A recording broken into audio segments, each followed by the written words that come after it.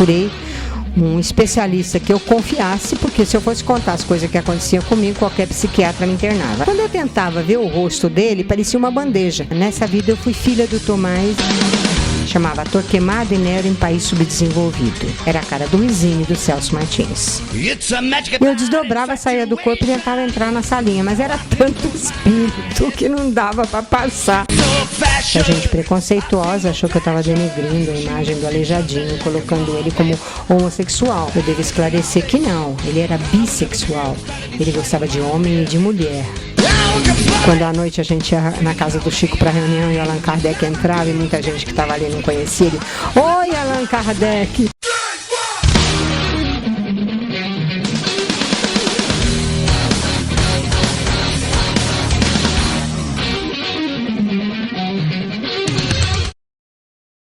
Eu tive experiências espontâneas. Por exemplo, quando criança, eu tinha muito torcicolo. Era uma dor terrível. Mamãe passava aquele iodex, aquela pomada preta, e fazia um monte de coisa, e dava remédio, e não passava, era uma dor terrível. Uma das vezes que eu tive esse torcicolo, eu não estava querendo levantar nem para ir para a escola, mas ela sempre foi muito severa. Ela chegou, me puxou com força para fazer sentar mesmo na cama, porque eu não estava conseguindo.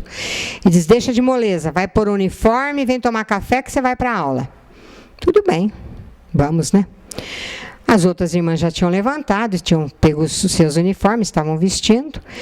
Eu levantei e me dirigi para o guarda-roupa para pegar o meu uniforme. E nisso eu já não me vi mais no quarto. Eu me vi no alto de uma montanha, era à noite, as pessoas com tochas, e eu fugindo delas, e elas gritando assassina, assassina, e eu correndo como uma doida, até que eu chegava num lugar que não dava mais para eu fugir, e eles me atiravam lá de cima e eu ia rolando e batendo a cabeça.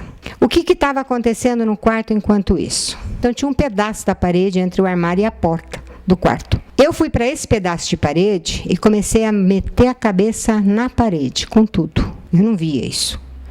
E minhas irmãs tentavam me pegar, mas eu as empurrava. Elas chamaram o meu pai. Meu pai veio correndo, me pegou no colo. Quando ele pegou no colo, eu voltei a mim dizendo, que horror, que horror, que horror. Eu tinha visto uma cena de uma vida passada. Então as coisas aconteciam quando eu menos esperava, das formas mais inusitadas possíveis. Então, depois de casada, eu lidando em casa, de repente eu começava a sentir o cheiro do mar. E eu me via, me sentia como se fosse uma criança de 5 para 6 anos, uma menina, e virando cambota na areia, virando cambota, e molhando o pé na água, chutando a água, feliz da vida. E eu estava com um homem novo, jovem, que eu sentia que eu gostava muito, mas quando eu tentava ver o rosto dele, parecia uma bandeja. Não tinha olho, não tinha nariz, não tinha boca, eu não via. E depois eu via, depois de brincar bastante, eu me via subindo uma encosta com ele, uma montanha. Você vê que eu deveria morar lá no alto. Quando chegava num trecho desse caminho, era um abismo lá embaixo e tinha ruído parte do piso, né, da onde se ia. E haviam colocado uma espécie de uma ponte de madeira. E ainda, na hora que eu estava vendo, eu pensava, devia ter um corrimão para segurar. E aí eu me via e me sentia pisando nessa tábua até o momento que eu dizia, essa tábua está meia solta. E aí me dava um medo, e eu parava de ver. Um dia, uma médium, minha amiga, Dirce Fará, tinha uma vidência colosso. Ela chegava em casa e começava a ver coisas, eu me divertia muito, porque ela nunca falava o que via no centro, porque o pessoal não acreditava. Mas, para mim, ela falava. Ela via muita coisa de forma simbólica. Ela estava em casa e eu falei, olha, eu estou começando a sentir a maresia de uma vida que eu vejo sempre, mas hoje eu quero ver o final da coisa. Você me ajuda? Ela falou, como assim, Maria Lúcia? Eu falei, você tem evidência, provavelmente você vai ver enquanto eu estiver fazendo essa regressão. Vou deitar lá no sofá, você senta no outro e vamos em frente. Aí ela começou, estou te vendo criança, você está numa praia, está com um rapaz. Eu falei, como que é o rosto dele? Gozado, não consigo ver o rosto dele. É um negócio assim. E foi, até quando chegou naquele local que eu falava assim, tem uma tábua solta, tô com medo. Ela voou em cima de mim e começou a me chacoalhar. Mariluza, volta. Eu falei, poxa, Dirce, você vai estragar tudo? Agora que eu tô querendo ver o fim, você Não quer me deixar? Não, eu já vi, eu não quero que você veja. Eu falei, mas eu quero ver. E deitei de novo. Ela, Mariluz, eu não quero que você veja, eu não quero que você veja. E aí eu vi que aquele rapaz tinha me empurrado e vi o que ela viu. No momento que cai daquela altura imensa na água, vinha uma espécie de peixe, tubarão, sei lá o que, comer o corpo, né? Só que eu vi diferente. Embora eu visse aquele corpo caindo e sendo comido, na metade do percurso da queda, um espírito me pegou no colo, me levou embora voando. Eu morri naquele momento, foi antes de chegar na água, entendeu? Foi uma morte instantânea, súbita. Muito tempo depois, eu fui fazer regressão com o Dr. Michel Maluf. Eu fiz 19 regressões com ele. Eu procurei um especialista que eu confiasse, porque se eu fosse contar as coisas que aconteciam comigo, qualquer psiquiatra me internava, né? Então, eu falei, não, esse é sério e ele vai aceitar. E eu fui para levar o meu filho, porque tinha bronquite, mas o João Marcos fez 4 sessões e não conseguia. Entrava num determinado momento, não ia para trás nem para frente e não resolvia. Aí o doutor Michel falou, Mariluza, vamos ver as vidas que você teve com ele para ajudá-lo. Eu falei, tudo bem. Comecei a pagar, comecei a ir. Depois da 4ª sessão, ele não queria mais cobrar, eu falei que não ia, ele falou, não, eu quero levar seu caso para congresso médico. Porque tinha algumas coisas com o João Marcos que ele não me contou nunca, e na primeira regressão nós já vimos aquilo, que ele não conseguia ver. Eram tão dantescas que ele não consegue, acho que nem hoje, vi, faz bastante tempo isso. E aí, quando ele perguntou se eu tinha medo de alguma coisa, eu falei, eu desenvolvi há algum tempo medo de altura. Ele falou, então vamos ver o porquê. Eu falei, não, uma coisa eu sei, foi uma vida que eu tive, assim, que foi uma das coisas que eu lhe relatei, das vivências espontâneas. Aí ele disse para mim, bom, vamos então lá para ver se você consegue ver o rosto dessa pessoa. E aí, quando chegou o momento exato que você é empurrada, ele diz, agora congela a imagem, pare aí, vire devagar e veja o rosto da pessoa que vai te empurrar, porque eu já sabia toda a história, né? Aí parou, olhei e dessa vez eu vi não apenas o rosto da pessoa que me empurrou, mas o rosto que essa pessoa teria atualmente encarnado e que era alguém que eu conhecia. Entendeu? Então, eu estava me negando a ver porque era um impacto muito grande para mim. Mas é uma época bastante antiga, eu morava na Noruega, engraçado que eu tenho uma paixão pela Noruega. Nessa vida eu fui filha do Tomás, eu fui assassinada pela minha madrasta, que pagou um empregado para fazer isso, porque ela tinha muitos ciúmes da minha pessoa. E ele não soube que eu tinha sido assassinada, ele achou que foi realmente uma fatalidade. Então, eu não fiz regressão para mim especificamente. Inclusive, ele falou para mim, Dona Mariluza, tem alguma coisa que eu possa saber antecipado para adiantar o nosso trabalho? Aí, na outra sessão, cheguei com todos os livros da Radu, falei para ele o que eu estava fazendo e disse, você vai encontrar essa regressão aqui, essa aqui, essa aqui, essa aqui. Por isso que ele queria levar para congresso. Não, ele morreu.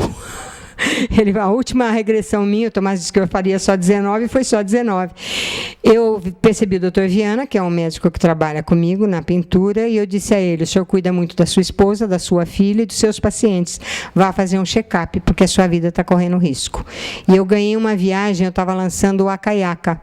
Eu ganhei uma viagem para o Peru da Mairinha, da minha caçula. Quando eu voltei da viagem, foi 15 dias no Peru, já estava a missa de 7º dia dele. Então, eu nem sei se ele realmente chegou a fazer esse check-up.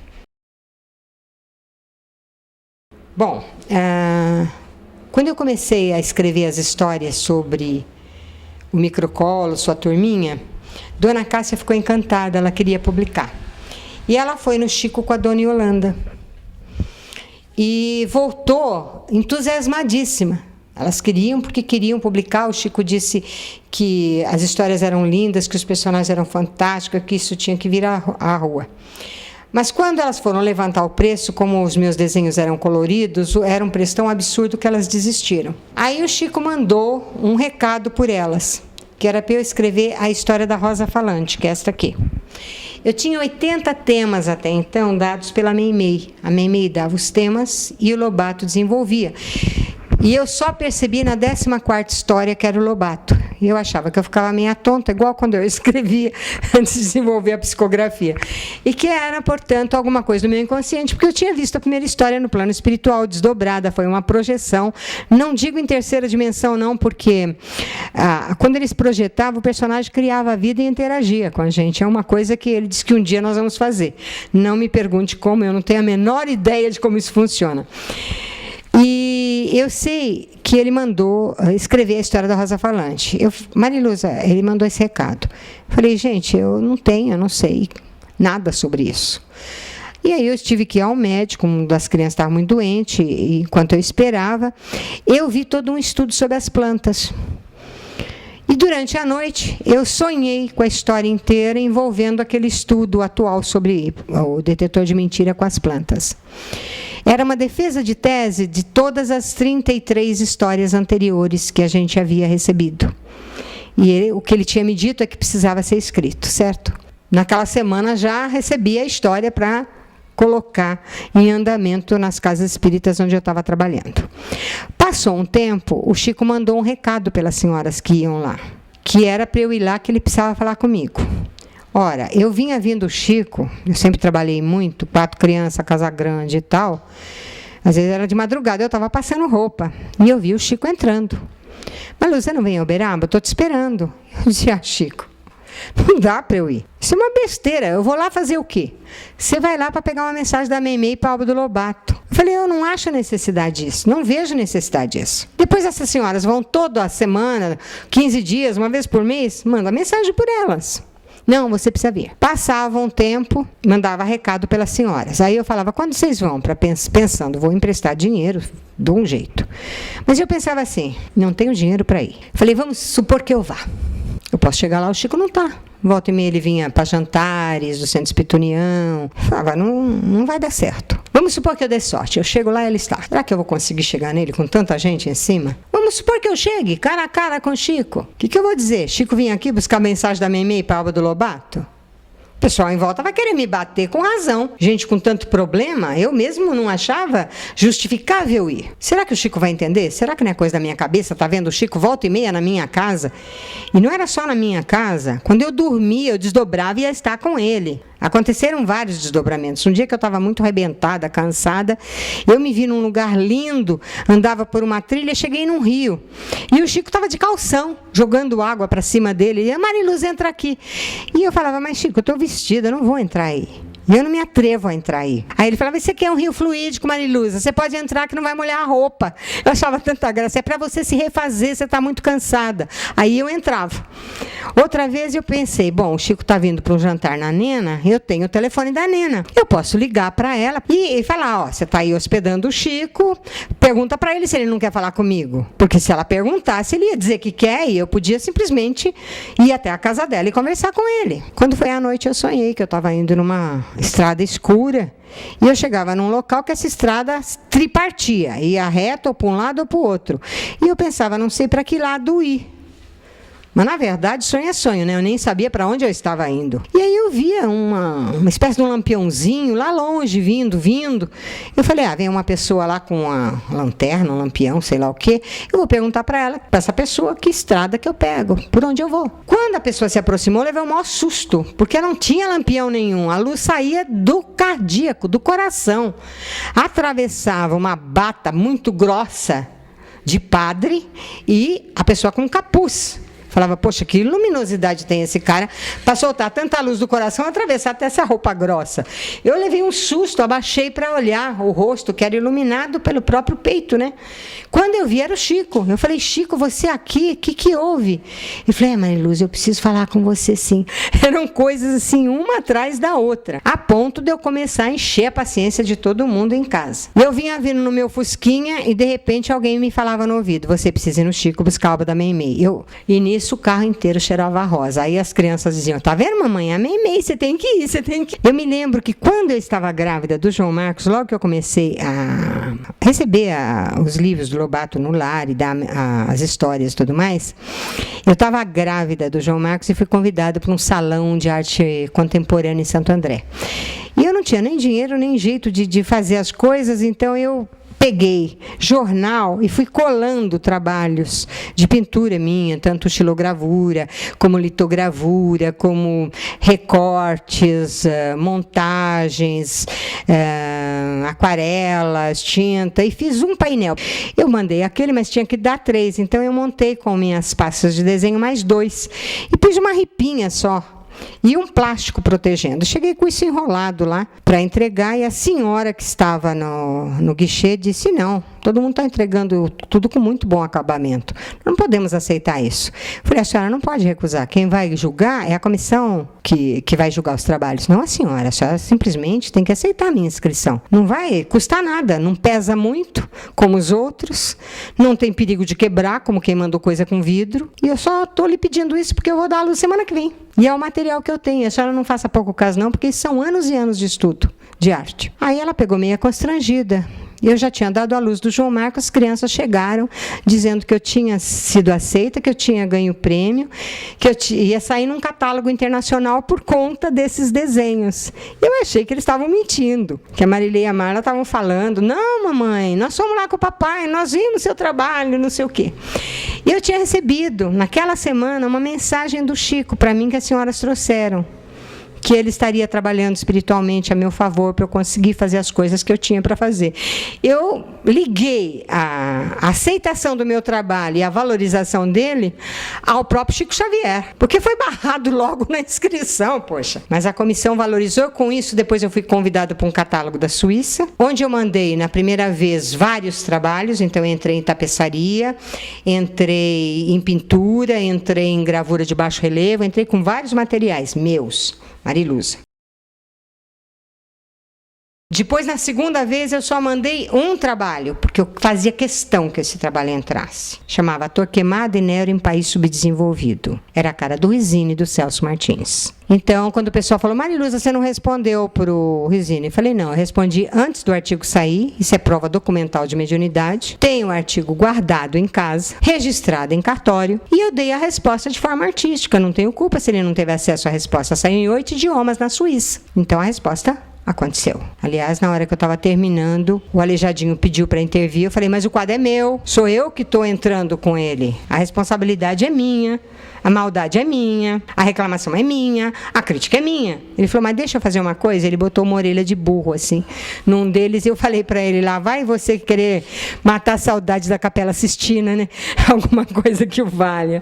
Então é muito gostoso. Às vezes eu recebo encomenda de quadros que eu faço, preciso do dinheiro, então eu fico mais de mês para fazer um quadro. Mas eu quero fazer o quadro com alguma coisa que intervenha na vida da pessoa positivamente, entendeu?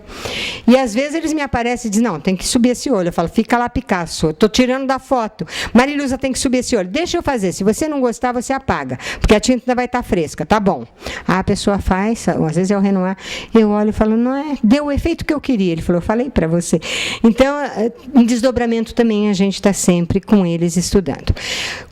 Quando foi que o Chico falava para eu ir, minha mãe dizia que vai ver que as senhoras do lar sabiam que o Chico ia me chamar a atenção, que eu estava com minhoca na cabeça, que o que eu estava escrevendo era meu mesmo, porque eu sempre escrevi desde menina, então a família achava que, apesar de vários fenômenos mediúnicos na infância, que podia ser eu. Então, é melhor você não ir, até que o Chico ligou para minha casa.